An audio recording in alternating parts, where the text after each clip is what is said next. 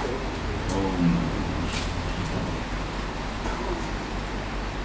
નમો લોય કાળવતી અનંતામ નમો લોય કાળવતી Saddam નમો લોય કાળવતી હરિયામ નમો લોય કાળવતી વિદ્યામ નમો લોય કાળવતી સ્વશામ ઓમકાર સંયુક્તમ બ્રહ્મધારી યોગમ કામદમ મોક્ષદમ ચૈવ ઓમકારાય નમઃ મંગલમ ભગવાન વીરો મંગલમ મંગલમ કુંજારી વૃંદમ સર્વમંગલ માંગલ્યમ સર્વકલ્યાણ પ્રદમ પ્રદાનમ સર્વધર્માણમ જૈનમ દેવતી નમઃ શનૈ સારાય સ્વામી ચિત્ત સ્વભાવાય ભાવાય સર્વ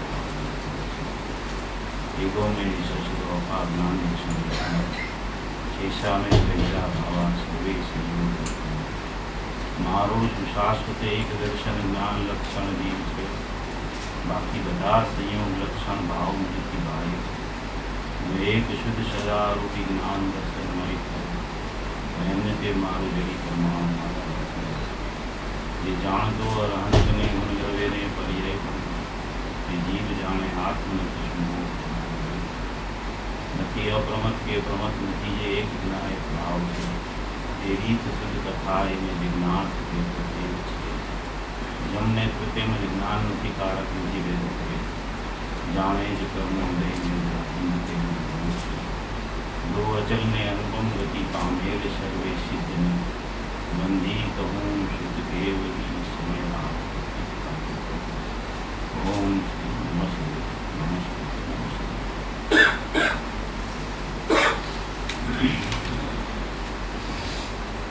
પૂજ્ય ગુરુદેવ શ્રીના પ્રવચનો ઉપર બેલશ્રીનો 105 નંબરનો બોલ છે તેના ઉપર આપણે થોડી ચર્ચા કરીએ છીએ. ઘણી સરસ ચર્ચા આપણે હમણાં સાંભળી છે દ્રષ્ટિના વિષયની, તેને અનુરૂપ જ આ તત્વ ચર્ચા છે. મૂળભૂત જે વિષય પૂજ્ય ગુરુદેવ શ્રીએ સ્પષ્ટ કરેલો છે દ્રષ્ટિનો વિષય, એ દ્રષ્ટિનો વિષય મુખ્ય છે અને બીજું બધું ગૌણ છે એવું નથી. દ્રષ્ટિનો વિષય જ સર્વસ્વ છે અને તે જ ખરેખર શ્રદ્ધા જ્ઞાનમાં ધ્યેય બનાવવા અને લીનતા કરવા યોગ્ય છે. યાવવું શ્રદ્ધવું અને લીનતા કરવી એ બધું પર્યાયની ચર્ચા છે, પણ એ પર્યાયમાં જે વિષય રહેલો છે જ્ઞાયક ભાવ, ધ્રુવ ભાવ, શાશ્વત ભાવ, અનાદિ અનંત ભાવ, એકરૂપ ભાવ, ત્રિકાળ ભાવ, અભેદ ભાવ, અપરિણમનશીલ સ્વભાવ એ કેવો છે, એમાં શું શું રહેલું છે અને એની પ્રાપ્તિ કેવી રીતે થાય એવું પૂજ્ય ગુરુદેવ શ્રીનું 45 વર્ષ સુધીનું જે વિધાન છે એના ઉપર આ બોલમાં ચર્ચા આવેલી છે. એ બોલ ઉપરથી આપણે પૂજ્ય ગુરુદેવ શ્રીએ જે એનું સ્પષ્ટીકરણ કરેલું છે એની બધા સહધર્મી ભાઈઓ બહેનો સાથે મળીને ચર્ચા કરીએ છીએ. માં જે વિષય આવેલો છે 105મો બોલ છે બેનશ્રીનો, આત્મા એ તો ત્રિકાળ એક જ્ઞાયકપણાનો જ વેશ પરમાર્થે ધારણ કરેલો છે. આત્મા એ તો ત્રિકાળ એટલે કે ત્રણેય કાળ, ભૂતકાળમાં, વર્તમાનમાં અને ભવિષ્યમાં એવા કાળ ભેદ વગર અનાદિ અનંત ત્રિકાળ એક એટલે કે જેમાં અનેકતા નથી, એક એટલે કે જેમાં કોઈ ભેદ નથી, એક એટલે કે જેમાં કોઈ પરિણમન નથી, એક એટલે કે જેમાં કોઈ ખંડ નથી, એવો જે જ્ઞાયક ભાવ છે એવા જ્ઞાયકપણાનો જ વેશ પરમાર્થે એટલે કે સમ્યક પ્રકારે ધારણ કરેલો છે. જ્ઞાયક તત્વને પરમાર્થે કોઈ પર્યાય વેશ નથી. એટલે કે જ્ઞાયક તત્વ છે એ ધ્રુવ પરમાત્મા છે, જે અનાદિ અનંત છે, જે અખંડ છે, જે અવિનશ્વર છે. જે કદી પર્યાયમાં આવ્યો નથી, કદી પર્યાયમાં આવવાનો નથી, એવો જે જ્ઞાયક ભાવ છે, એવો જે ત્રિકાળ સ્વભાવ છે, એવી જે વસ્તુ છે કે જે વસ્તુમાં કોઈ પણ પ્રકારના ભેદ છે જ નહીં, વસ્તુમાં ભેદ નથી એમ કહેવું એ પણ ખરેખર વસ્તુનું અપમાન છે. એવી જે વસ્તુ છે, એવો જે પોતાનો સ્વભાવ છે, એટલે કે એવો જે હું છું, એવું જે જ્ઞાયક તત્વ, એને પરમાર્થે કોઈ પર્યાય વેશ છે જ નહીં, કોઈ પર્યાયની અપેક્ષા નથી. આત્મા મુનિ છે કે આત્મા કેવળ જ્ઞાની છે કે આત્મા સિદ્ધ છે, એવી એક પણ પર્યાય અપેક્ષા ખરેખર જ્ઞાયક પદાર્થને નથી. જ્ઞાયક તો જ્ઞાયક જ છે. એવો આ પૂજ્ય બેનશ્રીનો બોલ છે અને એ બેનશ્રીના બોલ ઉપર પૂજ્ય ગુરુદેવશ્રીનું પ્રવચન છે. એમાં જે પૂજ્ય ગુરુદેવશ્રી સ્પષ્ટતા કરવામાં માગે છે, આપણે હમણાં જે વાત સાંભળી કે સોગાણીજી જે છે, એ બધાને ખ્યાલ છે કે સોગાણીજીની કોઈ મસ્તી જુદા પ્રકારની હતી. કોઈ પ્રશ્ન એને પર્યાયથી પૂછે તો એ સીધો દ્રવ્યથી જવાબ આપે. કોઈ પર્યાયની ચર્ચા એની ચાલતી હોય, એમાં પર્યાય સંબંધી કાંઈ વાતનો ગણગણાટ પણ થાય તો એને જરાય પસંદ થતું નહીં. કારણ કે પર્યાય સમયવર્તી છે, પર્યાય નાશવાન છે, પર્યાય અનેકતા સંપન્ન છે, અને ધ્રુવ છે તે અવિનાશી છે, તે એકરૂપ છે, અખંડ છે, શાશ્વત વસ્તુ છે. એવી ને એવી અનાદિથી રહી છે, વર્તમાનમાં એવી ને એવી છે અને અનંતકાળ સુધી એવી ને એવી રહેવાની છે. એવો જે શાશ્વત વસ્તુનો પોતાનો સ્વયં સ્વભાવ છે, એ સ્વભાવ કદી પણ વિભાવમાં આવ્યો નથી. વિભાવ એટલે કે વિકાર નહીં, વિભાવ એટલે કે વિશેષ ભાવ. વિશેષ ભાવમાં સમ્યક દર્શન જ્ઞાન ચારિત્રાણી મોક્ષ માર્ગની પર્યાય હો, કે પરિપૂર્ણ શુદ્ધ કેવળ જ્ઞાનની પર્યાય હો, કે અપૂર્ણતા રૂપ મતિ શ્રુતની પર્યાય હો, કે કોઈ પણ વિભાવ રૂપ પર્યાય હો, કોઈ પણ પર્યાયમાં જ્ઞાયક ભાવ એટલે કે સામાન્ય ભાવ એ વિશેષ ભાવ રૂપ થતો જ નથી, એ થયો જ નથી, થવાનો પણ નથી કદી. કોઈ જીવ ગમે તેટલો પ્રયત્ન કરે પર્યાયમાં દ્રવ્યની પ્રાપ્તિ કરવાનો, તો એવી રીતે પર્યાયથી દ્રવ્યની પ્રાપ્તિ નથી. પર્યાયમાં અવશ્ય દ્રવ્યની પ્રાપ્તિ હોય છે, પણ પર્યાયથી દ્રવ્યની પ્રાપ્તિ નથી હોતી. પર્યાય છે એ પણ આત્માનો સ્વભાવ છે, ઉદ્ગલનો સ્વભાવ નથી. દ્રવ્ય છે એ પણ આત્માનો સ્વભાવ છે. આત્મા પ્રમાણ અપેક્ષાએ દ્રવ્ય પર્યાય સ્વરૂપ વસ્તુ છે. દ્રવ્ય પર્યાય સ્વરૂપ વસ્તુ છે, એમાં દ્રવ્ય છે તે દ્રવ્ય ગુણ છે તે અભેદ અખંડ છે, અને પર્યાય છે તે પરિણમતી છે, પરિણમનશીલ છે, ઉત્પાદ વ્યય રૂપ છે. તો ઉત્પાદ વ્યય છે એ પણ પર્યાયનો સ્વભાવ છે, અને ધ્રુવ છે એ દ્રવ્યનો સ્વભાવ છે. ઉત્પાદ વ્યય કોઈ બહારમાં નથી થતા, અવશ્ય જ્ઞાયકની બહારમાં થાય છે, પણ એ પ્રમાણ અપેક્ષાએ આખા દ્રવ્યમાં ઉત્પાદ વ્યય રહેલા છે. અને દ્રવ્યમાં ઉત્પાદ વ્યય રહેલા છે એમ કહેતા કોઈ ત્રિકાળી દ્રવ્યની ચર્ચા નથી. કારણ કે ગુરુદેવની વાત છે એ પરિપૂર્ણ આપણા જ્ઞાનમાં વ્યવસ્થિત હોવી જોઈએ. જો એ વ્યવસ્થિત ન હોય તો એકાંતે દ્વેષ થઈ જવાનો પણ પર્યાય ઉપર પ્રશ્ન ઉપસ્થિત થાય છે. માટે સ્વભાવને સ્વભાવથી સમજવો. સ્વભાવ પર્યાય પણ સ્વભાવ છે અને દ્રવ્ય પણ સ્વભાવ છે. દ્રવ્ય ધ્રુવ સ્વભાવ છે, પર્યાય છે એ ઉત્પાદવી સ્વભાવ છે. એ ઉત્પાદવી સ્વભાવ છે એ ધ્રુવ સ્વભાવમાં નથી. અનાદિ અનંત ઉત્પાદવી હોવા છતાં એ ધ્રુવમાં નથી. એ ઉત્પાદવીમાં છે, ધ્રુવમાં છે. એવા એક દ્રવ્યના વિભાગ તમે પાડો તો ઉત્પાદવી ધ્રુવયુક્તમ સત છે. એ ઉત્પાદવી ધ્રુવયુક્તમ સત છે, એમાં ક્યાંય રાગ દ્વેષ મોહ કે અજ્ઞાન નથી. એ તો ઉત્પાદવી ધ્રુવયુક્તમ સત દ્રવ્યનો સ્વભાવ છે. એ દ્રવ્યના સ્વભાવમાં ક્યાંય રાગદ્વેષ મોહ નથી. રાગદ્વેષ મોહ કે સમ્યક દર્શન જ્ઞાન ચારિત્રાણી મોક્ષ માર્ગ કે કેવળ જ્ઞાન એ બધી ઉત્પાદની ઉપાધિઓ છે, એટલે કે વધારાની ચીજ છે, એટલે કે નવી નવી થાય છે. મૂળ સ્વભાવમાં એવું કઈ નથી, કારણ કે એ બધું નીકળી જાય છે.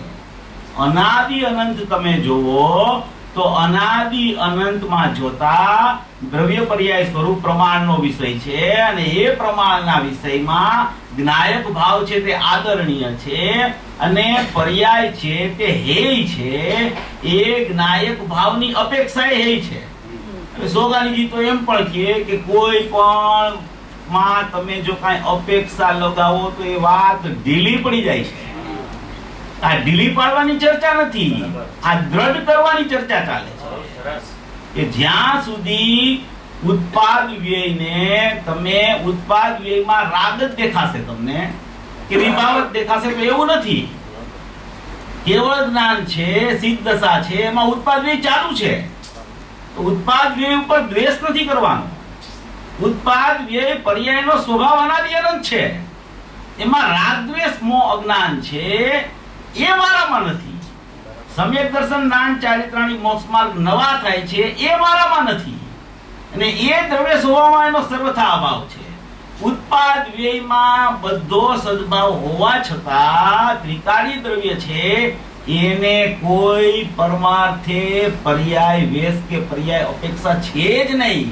એવું હું ધ્રુવ સામાન્ય શાશ્વત એક રૂપ અખંડ પરિપૂર્ણ તત્વ છું, એવો વિશ્વાસ, એવું શ્રદ્ધા, એવું જ્ઞાન, એવું થતા એ ખરેખર ખ્યાલમાં આવે છે. ત્યાં સુધી તો ભાષામાં એને ખ્યાલ આવે છે કે ભાઈ આવું છે ધ્રુવ, આવો પરમાત્મા છે, આવું અખંડપણું છે, આવું શાશ્વતપણું છે. એ ભાષા આવવી પણ સારી છે, પણ એ ભાષામાં સંતોષાઈ જવા જેવું નથી. એ ભાષા અનુસાર એનું પરિણમન હોવું જોઈએ. પરિણમન વગર ખરેખર ત્રિકાળી દ્રવ્યનો વિશ્વાસ આવતો જ નથી ખરેખર. એટલે આમાં એ ચર્ચા આવી છે, એ પૂજ્ય ગુરુદેવ શ્રીએ લીધી છે. એ હું જરા વાંચી સંભળાવું છું, એમાં એનો વિસ્તાર છે. ગુરુદેવને પ્રશ્ન પૂછ્યો છે કે પર્યાયને દ્રવ્ય કરે તો નહીં, પણ પર્યાય જાણવાનું કામ તો કરે ને કે ન કરે, એવો એક પૂજ્ય ગુરુદેવ શ્રીને પ્રશ્ન કર્યો છે. એનો પૂજ્ય ગુરુદેવ શ્રીએ જવાબ આપ્યો છે કે જાણવાનું કામ પર્યાય કરે. દ્રવ્ય ગુણ છે, દ્રવ્ય ગુણ તો ધ્રુવ છે, કાર્ય તો પર્યાયમાં હોય છે. ત્રિકાળ એ તો કારણ છે, એને એની શક્તિ કહેવાય. સ્વપર પ્રકાશક શક્તિ ત્રિકાળ, પણ એ સ્વપર પ્રકાશક શક્તિ, સ્વપર પ્રકાશકનું પરિણમન પર્યાય એ નહીં. એટલે કે સ્વપર પ્રકાશકની શક્તિ દ્રવ્યમાં છે, એને જુદી પાડી છે, અને સ્વપર પ્રકાશક પર્યાયનું પરિણમન છે, એને જુદું પાડ્યું છે. એવું બે પ્રકારે સ્વપર પ્રકાશકપણું છે. એક શક્તિ રૂપ છે, એક પર્યાયમાં પરિણમન રૂપ છે. શક્તિ ત્રિકાળ, પણ એ સ્વપર પ્રકાશક શક્તિ, સ્વપર પ્રકાશકનું પરિણમન પર્યાય એ નહીં. ત્યાં પણ એ પ્રશ્ન થયો હતો પુરાવળમાં. હવે એની મૂળ વાત આવે છે કે આ એક પ્રશ્ન કર્યો એને પ્રકાશચંદ્ર હિતેશી છે દિલ્હી વાળા. એને પ્રશ્ન કર્યો છે કે આ જ્ઞાનને જે જ્ઞાનને આત્માનું લક્ષણ કહ્યું છે, તો એ શું ચીજ છે? જ્ઞાનને આત્માનું લક્ષણ કીધું છે, શ્રદ્ધાને આત્માનું લક્ષણ નથી કીધું, ચારિત્રને આત્માનું લક્ષણ નથી કીધું. અનંત ગુણની અનંત પર્યાયો છે, એમાં જ્ઞાન ગુણ છે, એમાં જ્ઞાન ગુણને જ આત્માનું લક્ષણ કહ્યું છે. એના સિવાય કોઈ ગુણને આત્માનું લક્ષણ નથી કીધું. શા માટે લક્ષણ નથી કીધું? કે કોઈ ગુણ પાસે જાણવાની શક્તિ નથી. આત્મામાં જાણવાની શક્તિ રહેલી છે, તો એ જાણવાની શક્તિમાં માત્ર એક જ્ઞાન જ એવું છે કે બીજા ગુણમાં શું થયું એ પણ જાણી શકે, અને આત્મા કેવો છે એ પણ જાણી શકે. એકલી જ્ઞાનમાં શક્તિ છે. ગુણમાં શક્તિ કયો, કે ગુણની સ્વપર પ્રકાશક શક્તિ કયો, કે ગુણની પ્રત્યેક સમયે પરિણમતી સ્વપર પ્રકાશક ઉપયોગ રૂપ શક્તિ કયો, જે કાંઈ કયો એ બધી શક્તિ જ્ઞાનમાં રહેલી છે. આ જે કંઈ જાણવું ચાલે છે અત્યારે વર્તમાનમાં, એ જાણવું એનો અનાદિ અનંત સ્વભાવ છે. એવું એક લક્ષણ એની પાસે અનાદિથી પડેલું છે. એ લક્ષણ એને ક્યારેય લક્ષને છોડ્યું નથી. લક્ષણના ભેદ નથી અંદરમાં, પણ એ લક્ષણનો ભેદ પાડી અને ગણધર ભગવાન હોય તો પણ એને એટલો ભેદ પાડીને સમજાવવું પડે છે. જ્યારે કોઈ જીવ સમજાવવા બેસે ત્યારે એટલો ભેદ તો લક્ષણનો પડે અને પડે અને પડે જ છે. ભલે ત્રિકાળીની ચર્ચા ચાલતી હોય તો પણ ત્રિકાળીની ચર્ચા જે કરવામાં આવે છે એ લક્ષણમાં થાય છે. લક્ષણ ઉપર વજન નથી રાખવાનું, લક્ષણને સમજવાનું નથી, સમજવાનું છે લક્ષને, સમજવાનું છે દ્રવ્યને, સમજવાનું છે સ્વભાવને, સમજવાનું છે પરિપૂર્ણ તત્વને, કૃત્ય તત્વને, અપરિણામી તત્વને, અભેદ તત્વને, અખંડ તત્વને, શાશ્વત તત્વને, એકરૂપ તત્વને સમજવાનું ત્યાં જ છે અને તેમાં જ છે. પણ એ જે એની વાત કરવામાં આવે છે એ વાત કરનાર તો જ્ઞાન છે. જ્ઞાન પર વજન નથી આપવાનું કે આ જ્ઞાન વાત કરે છે, આ જ્ઞાનમાં સમજાય છે, આ જ્ઞાન કામ કરે છે, આ જ્ઞાનમાં અનુભવ થાય છે, આ જ્ઞાનમાં વેદન આવે છે. એના ઉપર વજન નથી આપવાનું, બધું થાય છે ત્યાં. પણ એ લક્ષણ છે, એ લક્ષણ જે કાંઈ કાર્ય કરે છે એ લક્ષને બતાવ્યા કરે છે, એ લક્ષને પ્રસિદ્ધ કર્યા કરે છે, એ લક્ષનો પરિચય કરાવે છે, એ લક્ષને સમજાવવાનો પ્રયત્ન કર્યા કરે છે. સમજવાનું છે તો લક્ષભૂત દ્રવ્ય, સમજવાનો છે તો એકરૂપ ભાવ, સમજવાનો છે તો અખંડ ભાવ, સમજવાનો છે તો જ્ઞાયક ભાવ. ગુરુદેવે એક જગ્યાએ એમ વાત કરી કે ગુણ ગુણીનો ભેદ તો બધાએ સાંભળો, ગુણ ગુણીનો ભેદ તો છે જ નહીં આત્મામાં. એ તો બધાને ખ્યાલમાં હોય કે આત્મા અનંત ગુણાત્મક છે, પણ એમાં જ્ઞાન, દર્શન, ચારિત્ર, સુખ, વીર્ય, પ્રભુત્વ, વિભુત્વ, સર્વજ્ઞત્વ, સર્વદર્શિત્વ એવા કોઈ શક્તિરૂપ ભેદો જ્ઞાયકમાં નથી. પણ ગુરુદેવે એક જગ્યાએ એવી વાત કરી કે ગુણી ગુણી એવો ભેદ નથી, ગુણી ગુણી એવો ભેદ નથી. એટલે આત્મા અનંત ગુણાત્મક અને એમાં રહેલો જ્ઞાયક ભાવ એવો ભેદ પણ એમાં નથી. તો જ્ઞાયક ભાવની ત્યાં પરિભાષા ગુરુદેવે જ્ઞાનમય કરી અને અનંત ગુણોને એ જ્ઞાનમય જ્ઞાયકથી ભેદરૂપ કહીને જુદા રાખ્યા. એટલો પણ એમાં ભેદ જો દેખાય એને તો જ્ઞાયક ભાવ એની દ્રષ્ટિમાં નથી આવતો. ગુણી ગુણી ભેદ નથી, ગુણ ગુણી ભેદ નહીં. તો એ જ્ઞાયક ભાવ છે એ જ્ઞાનમય છે, ચૈતન્યમય છે.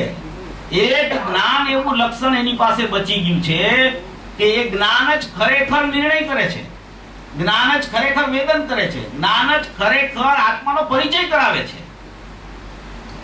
શ્રદ્ધામાં શું છે કે શ્રદ્ધામાં અભિપ્રાયમાં વિશ્વાસ આવે છે કે આવું મારું સત્વ છે, આવું મારો સ્વભાવ છે, આવું મારું અનાદિ અનંત ચૈતન્ય તત્વ પડેલું છે. એવો અભિપ્રાય, એવો વિશ્વાસ શ્રદ્ધામાં આવી જાય છે. આ જ હું છું, આ જ હું છું, આ જ અખંડ તત્વ હું છું. પણ એ અખંડ તત્વનો વિશ્વાસ આવતા પહેલા એને જ્ઞાન પરિચય કરાવે છે કે આત્મા આવો છે, તારો આત્મા આવો છે, તું અહીંયા જા, અહીંયા જા, અહીંયા જા, અહીંયા જા. સમાધિ તંત્રમાં એક સરસ વાત હમણાં આવી છે, અમે હમણાં સમાધિ તંત્ર અમારા રાજકોટમાં ચાલે છે. એમાં પૂજ્ય ભાઈ તો બહુ દ્રષ્ટાંત આપતા, લંગડાનું ને આંધળાનું બધાને ખબર હોય, બહુ દ્રષ્ટાંત આપતા પૂજ્ય ભાઈ. એક લંગડો છે અને એક આંધળો છે. એટલે આંધળાને તો દેખાતું નથી, તો એ આંધળાને આત્માનો પરિચય કરવો હોય તો કરાવે કોણ? શ્રદ્ધા તો આંધળી છે. ભલે શ્રદ્ધામાં પ્રતીતિ આવે છે, બળવાન બળ ત્યાંથી ચાલુ થાય છે, પણ એ શ્રદ્ધા જ્ઞાયક હું છું, પરિપૂર્ણ હું છું, શાશ્વત હું છું, ધ્રુવ હું છું, એકરૂપ હું છું, અખંડ હું છું, મારામાં પરિણમન છે જ નહીં એવી નાસ્તિ પણ મારામાં નથી, એવું હું અસ્થિ તત્વ છું, એવો વિશ્વાસ જે શ્રદ્ધામાં આવે, વિશ્વાસ જ્યારે એને અંદરથી ઉત્પન્ન થવાનો કાળ પાકે ત્યાર પહેલા જ્ઞાન એને પરિચય કરાવે છે કે જો તારું તત્વ અહીંયા છે, તું અહીંયા ચાલ્યો જા, તું તારા અંશમાં અંશી રહેલો છે, તારું લક્ષણ તારી પાસે મોજૂદ છે. એ લક્ષણમાં લક્ષભૂત દ્રવ્ય અભેદ રહેલું છે. લક્ષણ લક્ષનો ભેદ નથી, ભેદ પાડીને સમજાવવાનો વ્યવહાર છે. એની આમાં ચર્ચા આવી છે કે લક્ષણ કોને કહેવાય અને લક્ષ કોને કહેવાય. કે લક્ષણ તો તારી પાસે પ્રગટ મોજૂદ છે, લક્ષ તો પ્રગટ છે, પણ લક્ષ ખ્યાલમાં નથી આવતું. અત્યારે વર્તમાનમાં લક્ષ એને પ્રગટ હોવા છતાં એની પ્રતીતિ ન હોવાને કારણે, એનું યથાર્થ જાણપણું નિર્ણયપૂર્વક ન આવવાને કારણે એને ખ્યાલ નથી આવ્યો કે લક્ષ કેવું છે. જ્ઞાનીની વાણીની ઓથે, જ્ઞાનીઓના ઓથે જ્ઞાનીએ જે વાત કરેલી છે એ અપેક્ષાએ એ વિચારધારા કેળવે છે, ત્યાં જવાનો પ્રયત્ન કરે છે. એને જોઈ તો દ્રવ્ય, જોઈ તો પોતાની સત્તા, જોઈ તો પોતાનું અભેદ તત્વ, એને જોઈ છે એટલે એમાં પર્યાય દ્રષ્ટિ નથી થતી શબ્દ બોલવામાં. ઘણાને એવું થઈ જાય છે કે પર્યાયની વાત, પર્યાય શબ્દ જ બોલવો નહીં આપણે. પર્યાય દ્રષ્ટિ પર્યાયની જ્ઞાન કરતા નથી થતી ભાઈ, એવા બ્રહ્મા નો રહેતા કોઈ. પર્યાયનું જ્ઞાન થવાનો તો જ્ઞાનનો સ્વભાવ છે, પર્યાયની દ્રષ્ટિ ન હોવી જોઈએ. પર્યાયનું જ્ઞાન તો નિરંતર થયા કરે છે, એને કોણ રોકી શકે? જ્ઞાનનો સ્વભાવ છે, એમાં જ્ઞાનમાં જ્ઞાયક પ્રતિભાષિત પ્રતિ સમય થયા કરે છે. તો એવું જ્ઞાન થાય તો એમાં કઈ એને રોકી શકાય છે? અનંતી પર્યાયનું પરિણમન છે, એ પણ પોતાનું જ્ઞેયત્વ પ્રદર્શિત જ્ઞાનમાં કરે તો એને કઈ રોકી શકાય છે? એ તો એની સત્તા છે, એ તો એનું પરિણમન છે, એ તો એની સ્વચ્છતા છે, એ તો જ્ઞાનનો સ્વભાવ છે, એમાં કઈ દોષરૂપ વાત નથી.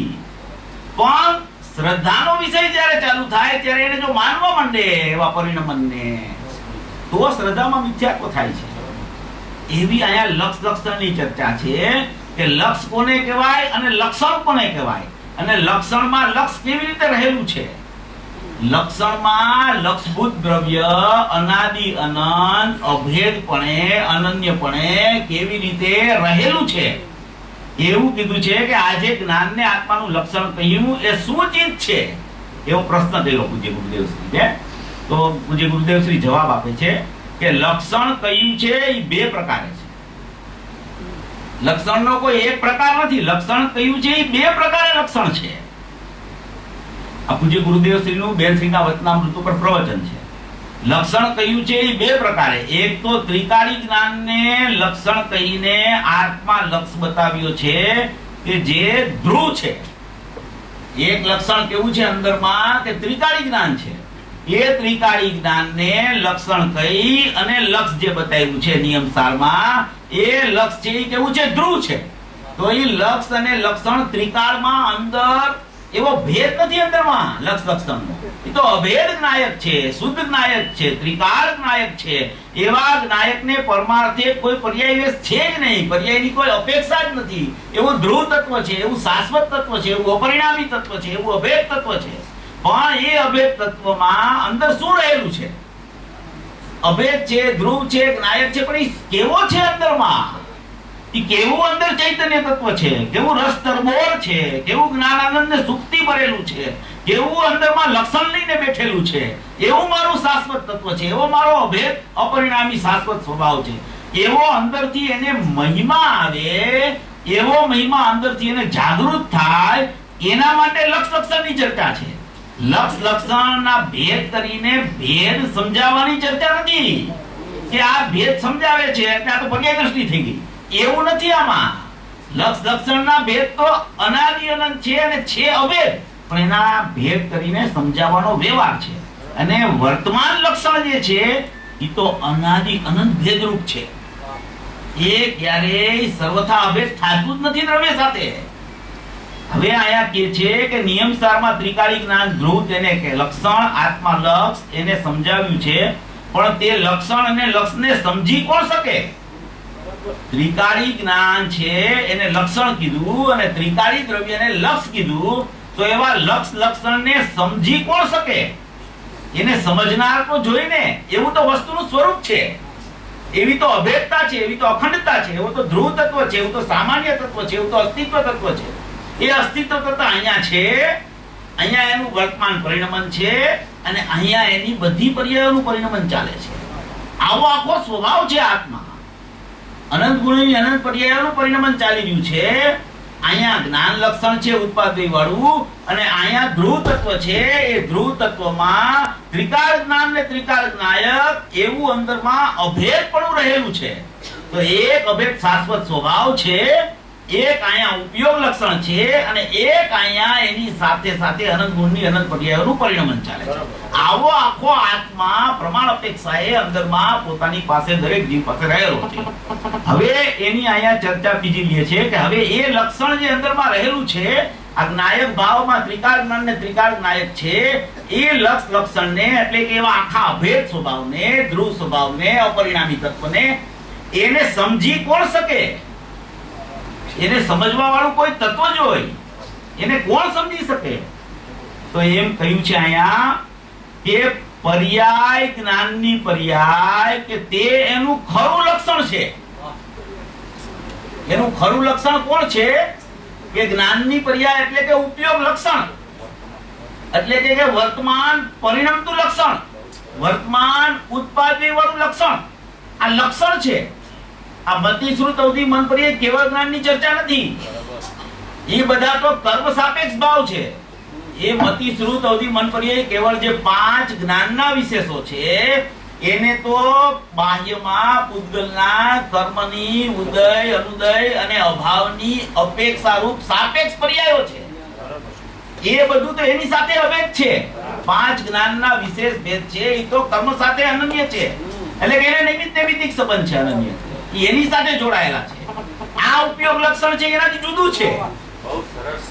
એ જ્ઞાન છે. જ્ઞાન જ્ઞાન જ્ઞાન જ્ઞાન જ્ઞાન જ્ઞાન જાણવું જાણવું જાણવું જાણવું જાણવું એવો ઉત્પાદ રૂપ ઉપયોગ છે. અને એ ઉપયોગ ખરેખર સમર્થ છે આવા આત્માને ઓળખવા માટે. એવું જીવ પાસે અત્યારે વર્તમાનમાં રહેલું છે લક્ષણ. એ લક્ષણ અને લક્ષને ભેદ કરીને સમજાવવાનો વ્યવહાર છે. એ છે વાસ્તવિકપણે અનન્ય. એ અનન્યનો ખ્યાલ આવતા અભેદ થઈ જાય છે. અનન્ય, અનન્ય પરોક્ષ છે, અભેદ છે પ્રત્યક્ષ છે. અનન્ય છે, ઉપયોગ લક્ષણ છે, વર્તમાન ઉત્પાદ વાળું લક્ષણ છે, સામાન્ય ઉપયોગ લક્ષણ છે, જેમાં મતિશ્રુત અવધિ મન પર્યાય કેવળના ભેદ નથી, એવા વિશેષ ભેદો જ્ઞાનના નથી. એવું એક સામાન્ય જ્ઞાન છે. એ સામાન્ય જ્ઞાન નાયક સાથે અનન્યપણે રહેલું છે.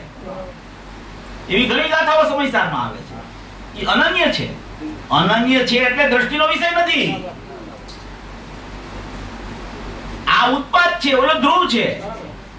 દ્રષ્ટિનો વિષય નથી. દ્રષ્ટિનો વિષય તો એક રૂપ અખંડ શાશ્વત સત્તા, નાયક ભાવ કે જેને કોઈ પર્યાય વેશ નથી, પર્યાયની કોઈ અપેક્ષા નથી. પર્યાયનું જે ઉપાધિ રૂપ લક્ષણ છે એ એમાં લાગુ પડતું નથી. એવો જ એક નાયક ભાવ તો અનાદિ અનંત છે. હવે અહીંયા કહે છે કે એ લક્ષણને સમજી કોણ શકે? તો કે એ જ્ઞાનની પર્યાય રૂપ ઉપયોગ લક્ષણ છે. એ એનું ખરું લક્ષણ છે. લક્ષણ કોને કહેવાય? લક્ષણની પરિભાષા શું? કે કદી પણ કોઈ અવસ્થામાં ન હોય એવું ન બને, એને લક્ષણ કહેવાય. અત્યારે મતિશ્રુત છે પણ કેવળ જ્ઞાન નથી. મતિશ્રુતને લક્ષણ ન કહેવાય. કેવળ જ્ઞાન હોય ત્યારે મતિશ્રુત ન હોય તો કેવળ જ્ઞાનને લક્ષણ ન કહેવાય. અનાદિ અનંત નથી.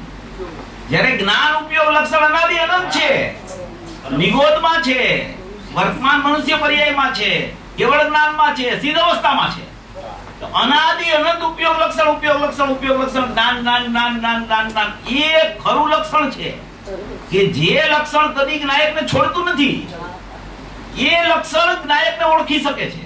એ જ્ઞાયકનો પરિચય કરાવે છે કે જો તારું તત્વ અહીંયા છે, જો તું નાયક ભાવ છો, તું અખંડ સત્તા છો, તું ધ્રુવ સત્તા છો, તું નાયક ભાવ છો, તું અભેદ છો, તું અપરિણામી છો, તું શાશ્વત છો, તું અવિનશ્વર છો, એમ કહેનાર કોણ છે? ઉપયોગ લક્ષણ બતાવે છે અને શ્રદ્ધા અહમ કરે છે. આ શ્રદ્ધા ને જ્ઞાનની મૈત્રી છે. એ મૈત્રી છૂટતી નથી ક્યારેય. શ્રદ્ધા હું આ છું એમ પરિણામે ત્યારે જ્ઞાન હોય છે ત્યાં. અને જ્ઞાન પરિચય કરાવે છે, પરોક્ષ અનુભૂતિ સુધી જ્ઞાન પહોંચાડે છે. ત્યાં સુધી શ્રદ્ધામાં મિથ્યાત્વ ચાલે છે. કારણ કે મિથ્યાત્વ લક્ષણ નથી આત્માનું, ઉપયોગ લક્ષણ છે આત્માનું. માટે ઉપયોગ જ પકડી શકે છે આત્માને. શ્રદ્ધા તો પ્રતીતિ કરે છે આ હું છું એમ. ઉપયોગ અનન્ય છે, ઉપયોગમાં જણાય છે આત્મા. ત્યારે ઉપયોગમાં જણાય છે એવો પરિચય ઉપયોગ કરાવે છે, ત્યારે શ્રદ્ધા એમ કહે છે કે આ હું છું. પ્રતીતિનું કામ શ્રદ્ધાનું છે. યથાર્થ નિર્ણયનું ને જાણવાનું કામ જ્ઞાનનું છે. જ્ઞાયકનો પરિચય કરાવવાનું કામ જ્ઞાનનું છે. જ્ઞાન ઉપયોગ જ પરિચય કરાવી શકે છે આત્માનો, કારણ કે જ્ઞાનમાં જાણવાની શક્તિ રહેલી છે. ગુરુદેવે એમ કીધું કે જ્ઞાન સિવાય બીજા બધા ગુણો અચેતન છે. અચેતન, એમાં ચેતનનો અંશ વ્યાપતો નથી ક્યાંય બીજા ગુણમાં, પર્યાયમાં નહીં. બધા ગુણો અચેતન છે. એકલું જ્ઞાનમાં ચેતનપણું રહેલું છે. એવા જ્ઞાનમાં આત્મા પ્રતિષ્ઠિત છે. પ્રતિષ્ઠિત કરવાનો નથી કોઈ. એવી ગાથા આવી સવર અધિકારની પહેલી ગાથા કે ઉપયોગમાં ઉપયોગ છે, ઉપયોગમાં ક્રોધાદી નથી. કારણ કે ઉપયોગમાં આત્મા પ્રતિષ્ઠિત છે, એ રહેલો છે. એને પ્રતિષ્ઠિત કરવાનો નથી કોઈ. એ તો અનાદિ અનંત ઉપયોગમાં સ્થાપિત રહેલો છે. એવી શ્રદ્ધા થાય છે કે આ હું છું. એવા ઉપયોગ સહિત આત્માની શ્રદ્ધા નથી થતી. એવા ઉપયોગ સહિત આત્માની શ્રદ્ધા થાય છે તો ખરેખર એ મિથ્યાત્વ છે. પણ રાગની શ્રદ્ધા છે એમાં મિથ્યાત્વ દ્રઢ થાય છે. ઉપયોગ સહિતનો આત્મા છે, એટલે કે ઉપયોગમાં આત્મા છે, ઉપયોગમાં આત્મા છે, ઉપયોગમાં આત્મા છે, એવી શ્રદ્ધામાં સમ્યકપણું નથી, પણ જરૂર એમાં મિથ્યાત્વ ઘડે છે. અને એવી ખરેખર ખ્યાલમાં એ વાત આવી જાય તો મિથ્યાત્વ ટળી જાય છે.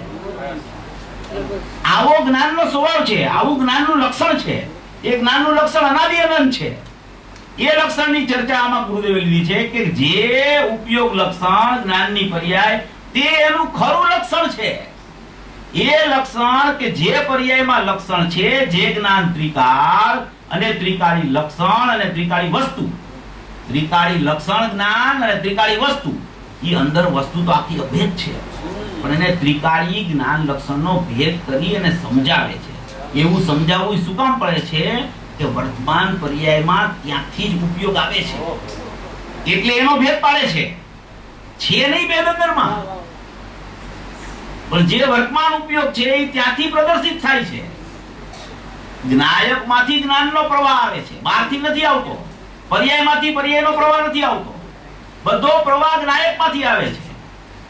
જ્ઞાયકમાંથી પર્યાય નથી આવતી એમ કહેવું એ એક વિષય છે, અને પર્યાય જ્ઞાયકમાંથી જ આવે છે એ પણ એક વિષય છે.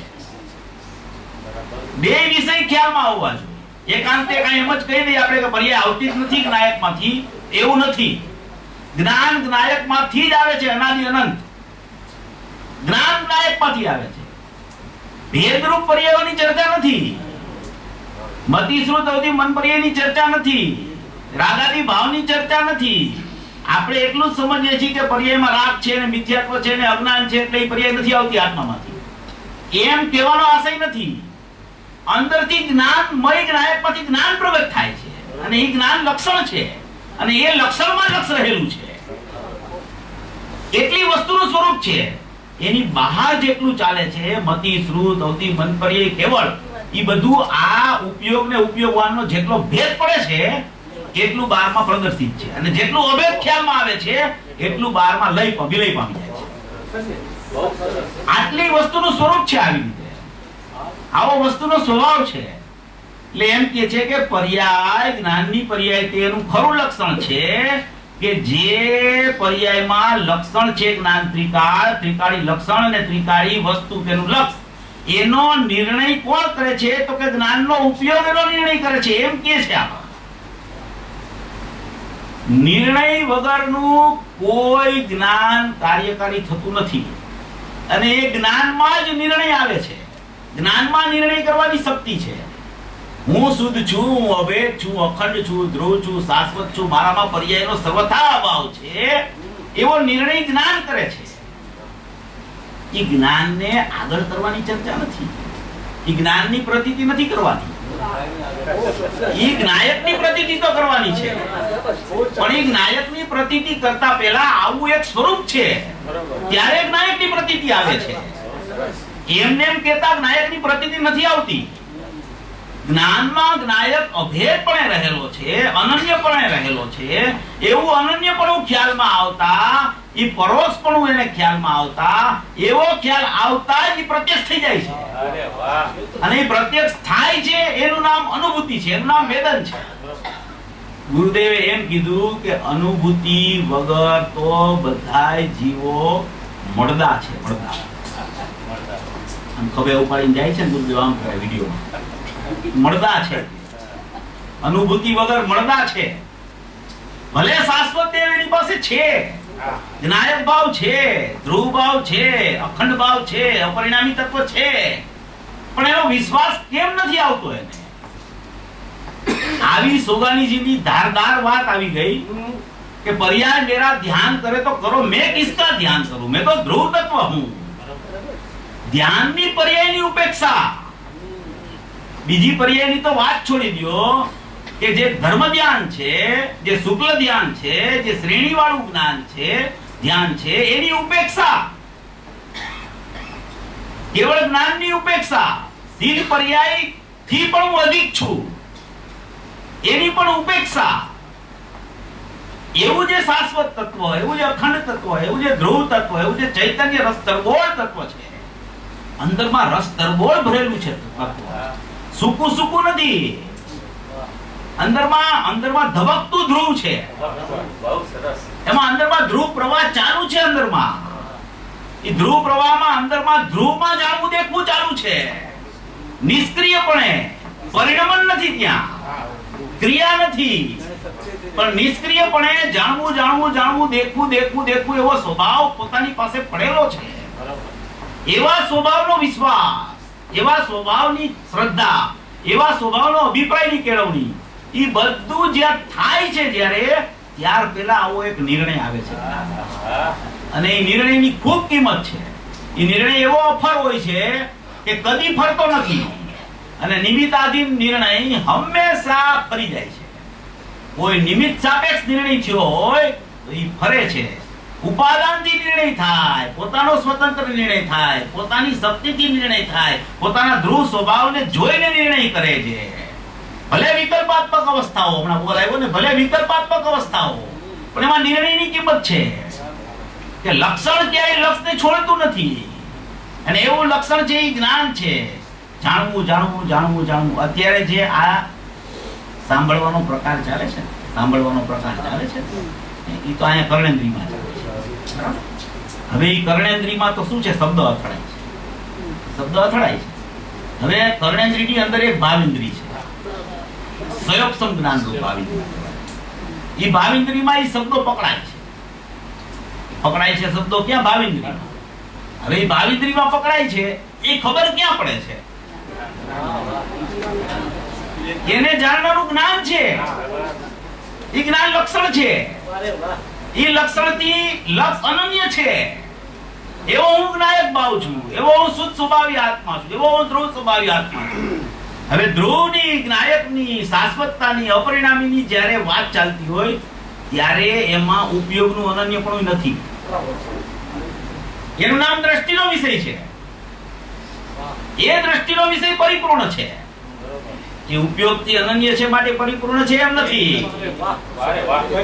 એ ઉપયોગ તો ઉત્પાદ વાળો છે. એ તો અંશ છે. આ તો અંશી પૂરેપૂરો છે. આ તો જ્ઞાયક છે, ધ્રુવ છે, શાશ્વત છે, જ્ઞાનમય છે, અપરિણામી છે, અખંડ છે. એમાં કોઈ ઉપયોગનો ખંડ નથી. અંશનો ભેદ નથી એમાં.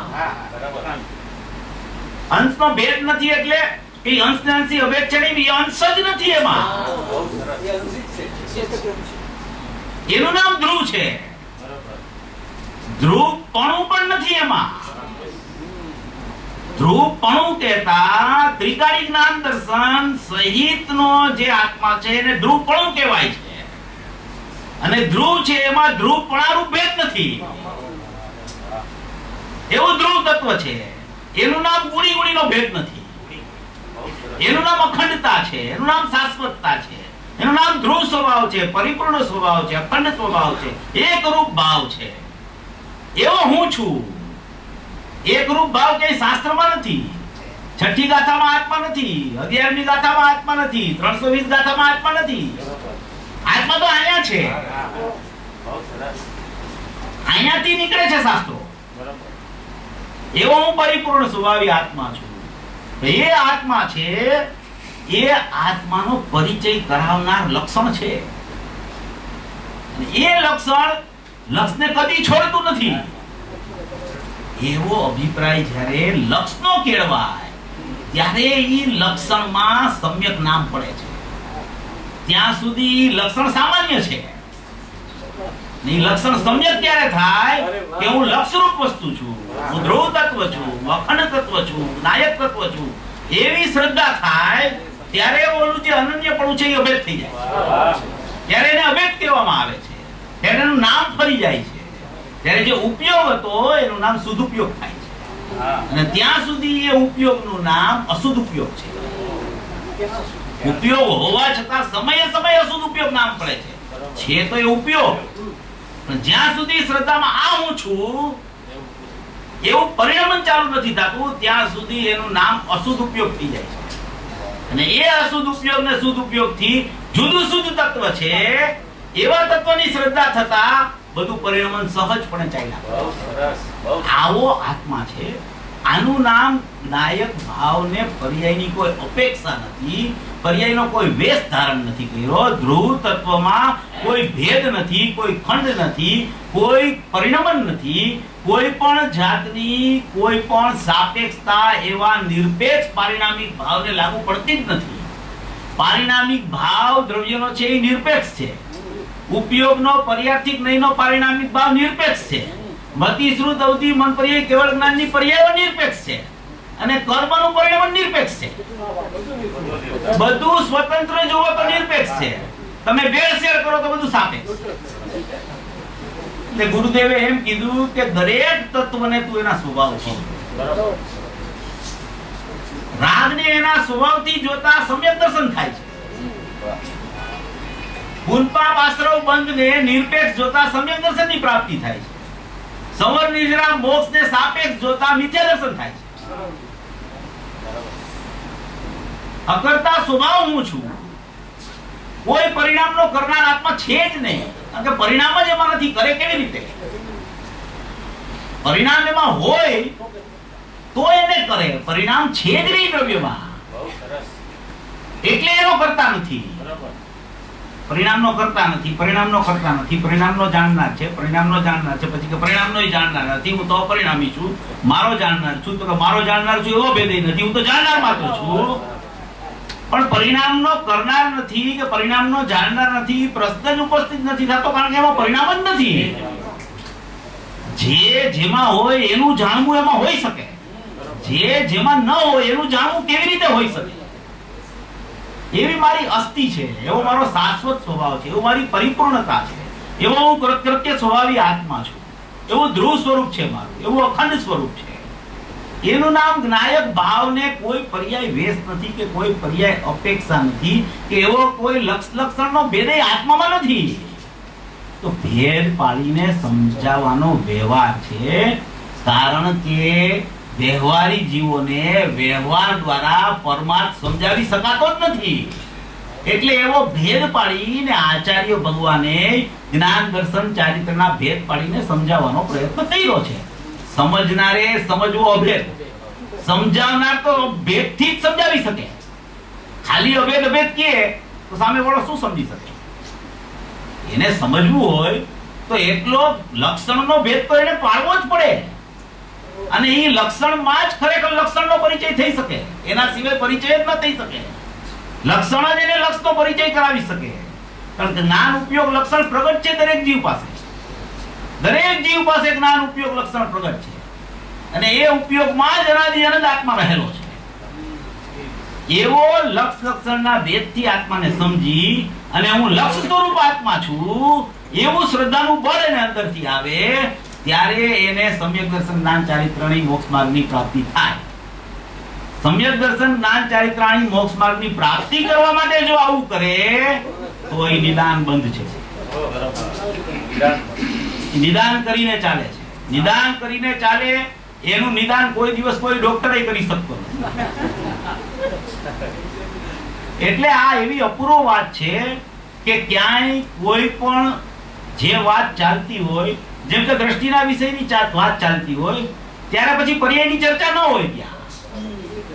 કહેનાર દ્રષ્ટિના વિષયની ચર્ચા કરે તો એને ખબર નથી એવું નથી કે પર્યાય નથી, એને ખબર છે પર્યાય છે, પણ અત્યારે એનો ભાવ દ્રષ્ટિનો વિષય કહેવાનો છે.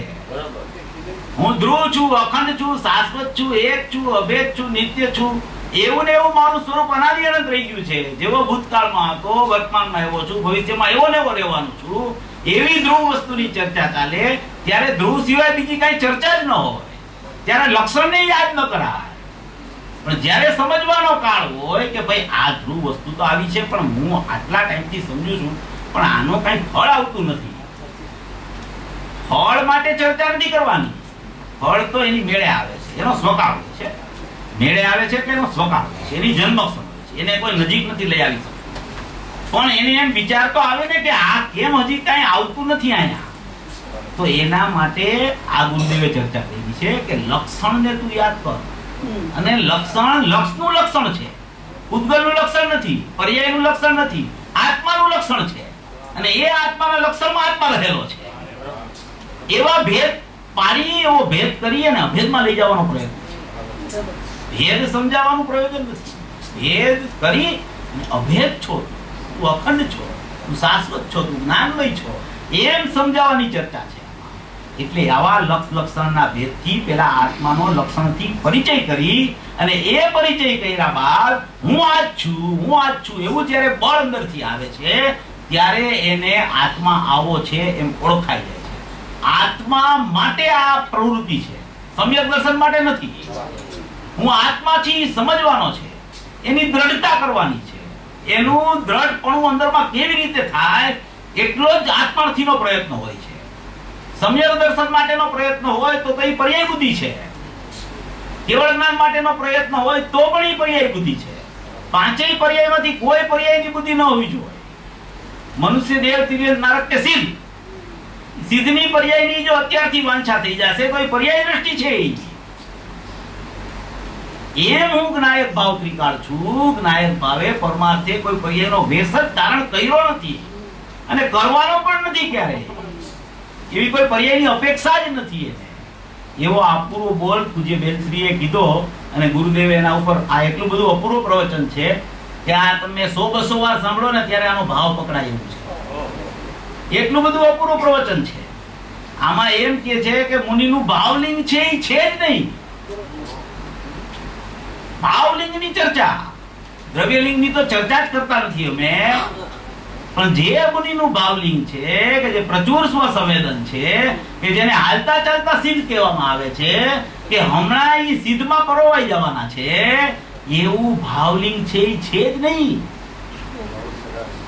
એવી અપૂર્વ ચર્ચા પૂજ્ય ગુરુદેવ શ્રી દ્રષ્ટિનો વિષય બતાવવા માટે જ્યારે વાત ચાલતી હોય ત્યારે એવા ખીલે કે આપણને એમ થાય કે હમણાં દ્રષ્ટિનો વિષય આપણને પકડાઈ ગયો. એવી ધારદાર વાત પૂજ્ય ગુરુદેવ શ્રીની આવી રીતે પકડાય છે. અને દરેક જીવોએ પકડવો જરૂરી છે. બોલવાથી કામ નહીં થાય, ખાલી સાંભળવાથી કામ નહીં થાય. પ્રયોગ કરવો પડશે, પ્રયોગે ચડવું પડશે, નિરંતરતા જોશે, ધારાવાહિકતા જોશે, લક્ષણથી સમજવાનો પ્રયત્ન કરવો પડશે, ત્યારે આત્મા ખરેખર દ્રષ્ટિમાં આવશે. એવી આ પૂજ્ય ગુરુદેવશ્રીની દેન છે, એવો આ પૂજ્ય ગુરુદેવશ્રીનો બોલ છે. સર્વભવ્ય જીવો આવા મોક્ષ માર્ગરૂપના પ્રણેતા પૂજ્ય ગુરુદેવશ્રી છે એનો અભિપ્રાય સમજી અને મોક્ષ માર્ગમાં પ્રયાણ કરીને મોક્ષ લક્ષ્મીને વરે એવી મંગળ ભાવના.